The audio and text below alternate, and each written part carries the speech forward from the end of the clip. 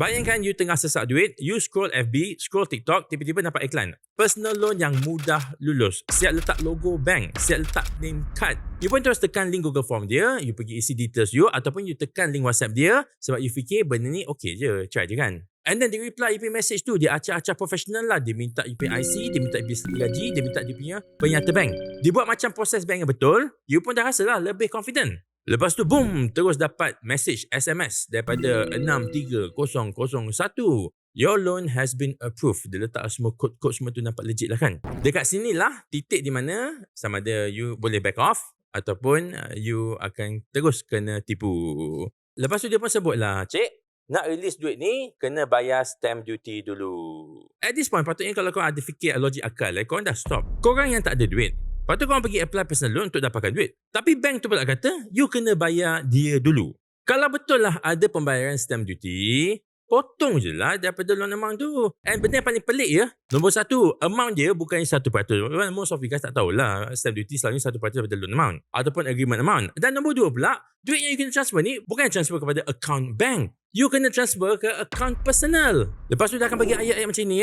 Okay cik, ini nombor account assistant kita yang tengah on duty sekarang ni.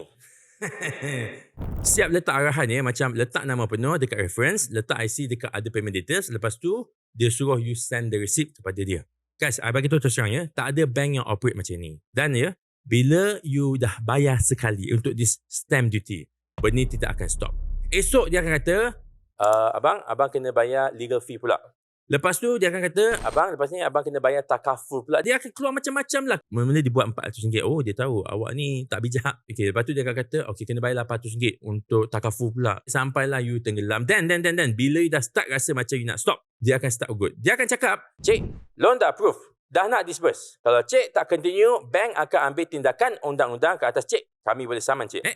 Aku nak apply loan, aku kena bayar. Bila aku nak stop, kau nak saman aku pula. So inilah ayat yang akan buat orang panik. Persoalan ni macam mana nak elak benda ni berlaku? Senang je. Rule nombor 1 sesiapa yang claim dia banker, you kena verify dia punya details ni gunakan saluran rasmi bank. You call the hotline bank tu, customer service you tanya, adakah Siput bin Cacing ni kerja dengan bank tuan? Rule nombor 2 pula, jangan transfer duit upfront, kononnya nak release loan. Lagi-lagi bila masuk dalam account personal. Kalaulah you dah terbuat, you terus call 997 cepat-cepat sebab benda ni masih boleh diselamatkan. Tapi I tak jamin lah. Cuma jangan malu, jangan tunggu esok, jangan tunggu dah seminggu, 2 minggu baru nak cerita dekat anak-anak. Duit tu dah hilang dah. And last sekali korang kena share video ni dekat kawan-kawan you, dekat family you sebab benda macam ni ramai orang kena, terutama sekali bila dia tengah susah. Tolong jangan jadi mangsa scammer.